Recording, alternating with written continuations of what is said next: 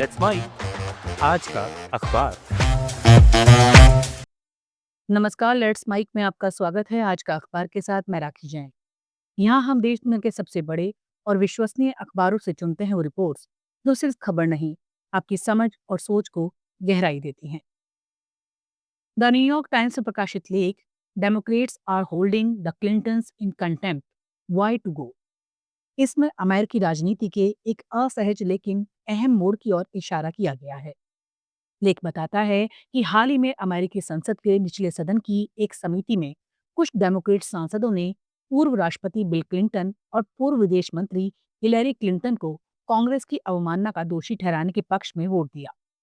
मामला Jeffrey Epstein की जांच से जुड़ा है, जिसमें क्लिंटन दंपति ने बंद कमरे में गवाही देने से इनकार कर दिया था।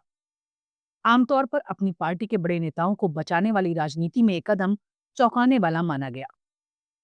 लेख ये साफ करता है ये फैसला राजनीतिक रूप से जोखिम भरा था। डेमोक्रेट नेतृत्व, खासकर हकीम जेफरीज और नैन्सी पेलोसी, इस कदम से खुश नहीं थे। उनका तर्क था कि रिपब्लिकन इस पूरे मामले का इस्तेमाल ट्रंप को एप्स्टीन विवाद से बचाने और डेमोक्रेट पार्टी को बांटने के लिए कर रहे हैं। लेकिन लेखिका का कहना है इसके बावजूद इन सांसदों का फैसला सही दिशा में उठाया गया कदम है। लेख का मूल तर्क ये है, अगर डेमोक्रेट पार्टी जनता का भरोसा वापस पाना चाहती है और एलिट्स की पार्टी की छवि से बाहर निकलना चाहती है, तो इसे दिखाना होगा कि कानून सबके लिए बराबर है, चाहे वो कितना ही बड़ा नाम क्यों ना हो। खासकर तब जब मामला यौन शोषण जैसे गंभीर आरोपों से जुड़ा हो और बिल क्लिंटन का खुद का अतीत पार्टी के लिए लंबे समय से बोझ बना हुआ हो। लेख में यह भी रेखांकित किया गया है कि डेमोक्रेट पार्टी की नई पीढ़ी में क्लिंटन युग को लेकर कोई खास भावुकता नहीं है। युवा सांसद एक नई शुरुआत, नए मूल्यों और साफ राजनीति की मांग कर रहे हैं। क्लिंटन दंपति को जवाबदेही के दायरे में लाने का समर्थन इसी सोच का संकेत है। अंत में लेख कहता है, सबसे बेहतर रास्ता यही होगा कि क्लिंटन कांग्रेस के साथ कोई समझौता करें और जवाब दें। अगर मामला सदन तक जाता है तो डेमोक्रेट्स को बिना हिचक ये साफ कहना चाहिए कि वो पारदर्शिता, जवाबदेही और कानून के साथ खड़े हैं, चाहे कटघरे में कोई भी हो। यही रुख उन्हें ट्रंप युग की नैतिक गिरावट से अलग खड़ा करता है। लेट्स माइक आज का अखबार। द गार्जियन में प्रकाशित लेख, copyrighted art, mobile phones, green line, welcome to our age of shameless theft, हमारे समय की एक परेशान करने वाली सच्चाई पर उंगली रखता है। हम चोरी के एक ऐसे दौर में जी रहे हैं जहाँ चोरी ना तो शर्म की बात रह गई है, ना ही अपवाद। लेखक अपनी निजी घटना से शुरुआत करता है, जब उसका लिखा लेख बिना अनुमति जस का तस किसी वेबसाइट पर छप जाता है। यहीं से सवाल उठता है, क्या ये बस एक छोटी सी चोरी है या हमारे समाज की गहरी बीमारी का संकेत? ये कहता है, आज चोरी सिर्फ जेब काटने या दुकान से सामान उठाने तक सीमित नहीं है। इंटरनेट, सोशल मीडिया और अब आर्टिफिशियल इंटेलिजेंस ने चोरी को सामान्य, आसान और लगभग वैध बना दिया है। Screenshot, copy paste, viral memes और एग्रीगेटर वेबसाइट्स ने रचनाकार और उसकी रचना के बीच का रिश्ता धुंधला कर दिया है। सब कुछ एक खुले बुफे की तरह है, जो मिला उठा लिया। नुकसान किसका है, इस पर कोई बात नहीं करता। लेख विशेष रूप से एआई पर सवाल उठाता है, तो अरबों लेख, तस्वीरें और संगीत बिना अनुमति के अपने प्रशिक्षण में इस्तेमाल कर रहा है।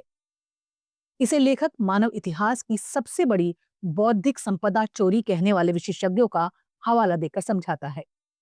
फर्क सिर्फ इतना है कि यहाँ ना कोई पुलिस है, ना सायरन, सिर्फ बड़ी टेक कंपनियां हैं और सरकारों की चुप्पी। लेख ये भी बताता है कि चोरी सिर्फ तकनीक की देन नहीं है।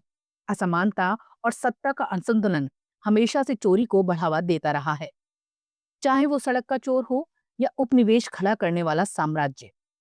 आज यही सोच वैश्विक राजनीति में दिखती है, जहां जमीन पर कब्जा, संसाधनों की लूट और ताकत के जोर पर हथियाना फिर से सामान्य होता जा रहा है। लेखक डोनाल्ड ट्रंप को इस मानसिकता का प्रतीक मानता है, एक ऐसा नेता जिसके लिए कुछ भी हथियाना गर्व की बात है, चाहे वो जमीन हो, डेटा हो या इंसान। जब ऊपर से नियम टूटते हैं तो नीचे छोटी छोटी चोरियां भी जायज लगने लगती हैं। अंत में लेख चेतावनी देता है, अगर निजी सीमाएं, मेहनत की कीमत और मालिकाना हक सिर्फ ताकत का नाम बन गए तो पूरा समाज एक बड़े लूट तंत्र में बदल जाएगा। लेखक के पास कोई आसान समाधान नहीं है, बस इतना कि हम अपनी रचनाओं की रक्षा करें, असमानता घटाने वाली राजनीति को समर्थन दें और इस बेशर्म चोरी के युग को सामान्य मान लेने से इनकार करें। अल जजीरा में प्रकाशित report drought in the east, floods in the south, Africa battered by climate changes. इसमें अमेरिका पर टूट रही जलवायु तबाही को किसी आंकड़े या रिपोर्ट की तरह नहीं, बल्कि जमीन पर खड़े होकर देखे गए दर्द की तरह सामने रखा गया है। रिपोर्टर बताता है कि कुछ ही हफ्तों के भीतर उसने अफ्रीका के दो बिल्कुल उलट चेहरे देखे। पूर्वी अफ्रीका में जानलेवा सूखा और दक्षिण अफ्रीका में विनाशकारी बाढ़। यही इस रिपोर्ट का सबसे बड़ा संदेश है। जलवायु संकट अब भविष्य की चेतावनी नहीं, बल्कि वर्तमान की सच्चाई है। रिपोर्ट की शुरुआत केन्या सोमालिया सीमा के मंडेरा जिले से होती है, जहां सूखा चुपचाप सब कुछ खा रहा है। सूखी नदियां, दुबले ऊंट और मरे हुए पशुओं के सामूहिक कब्रिस्तान बताते हैं कि हालात कितने गंभीर हैं। स्थानीय प्रमुख अदन मोकू किके बताते हैं कि पिछले साल जुलाई से जानवर मर रहे हैं और ये सिलसिला अब तक नहीं रुका। पानी सबसे बड़ी लड़ाई बन चुका है। हफ्ते में 1 या 2 बार आने वाला गंदला पानी, जिसे इंसान और पशु दोनों को बांटना पड़ता है। रिपोर्टर की मुलाकात पशुपालक मोहम्मद हुसैन से होती है, जिसके 100 जानवर घटकर 20 रह गए हैं। उसकी फसलें सूख चुकी हैं और रोज किसी न किसी जानवर की मौत हो रही है। यहाँ शोक मनाने का भी समय नहीं, क्योंकि अगर बचे हुए जानवर नहीं बचे तो परिवार भूखा रह जाएगा। ये सूखा सिर्फ मौसम नहीं, आजीविका और सम्मान दोनों छीन रहा है। इसके बाद कहानी अचानक करवट लेती है। सूखे की रिपोर्टिंग से लौटा रिपोर्टर कुछ ही दिनों में मोजाम्बिक की बाढ़ में खड़ा है। मैपुटो से लेकर मराकुएने और शाई शाई तक घर, सड़कें, खेत, दुकानें सब पानी में डूबे हैं। हाईवे के ऊपर सिर्फ साइन बोर्ड दिख रहे हैं।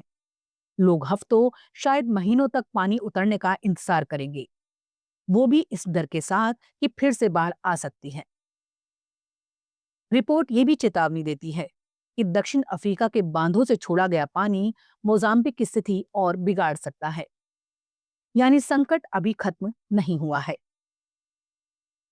अल जजीरा की ये रिपोर्ट असल में एक सवाल छोड़ती है। जब एक ही महाद्वीप कुछ ही हफ्तों में सूखे और बाढ़ दोनों से टूट सकता है, तो क्या हम अब भी जलवायु संकट को धीमी आपदा कह सकते हैं? ये लेख हमें से बताता है कि जलवायु परिवर्तन सिर्फ मौसम नहीं बदल रहा, जिंदगियां उजाड़ रहा है, और वो भी अभी इसी वक्त। आज का अखबार में फिलहाल इतना ही। देखते रहिए, सुनते रहिए लेट्स माइक। नमस्कार। आप सुन रहे थे let's mic more than radio. Follow कीजिए हमें हमारे सोशल मीडिया प्लेटफॉर्म्स पर। It's time for news. It's time for more than radio. Presenting the first radio news app, Let's Mic.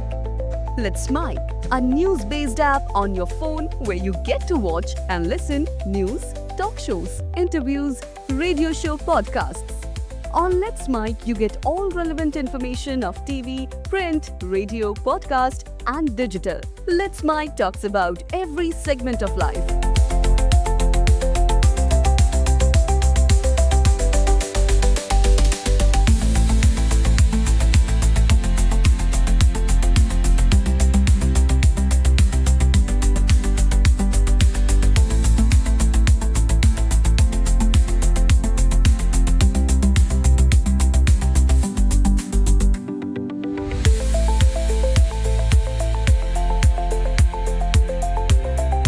Let's Mic is not just a revolutionary idea. Download the app now from Play Store. Available both on Android and iOS mobile phones. Follow us on YouTube, Instagram, Twitter, LinkedIn, Facebook, Telegram, WhatsApp, Snapchat. Let's talk, let's connect, and let's Mic. It's time for news. It's time for more.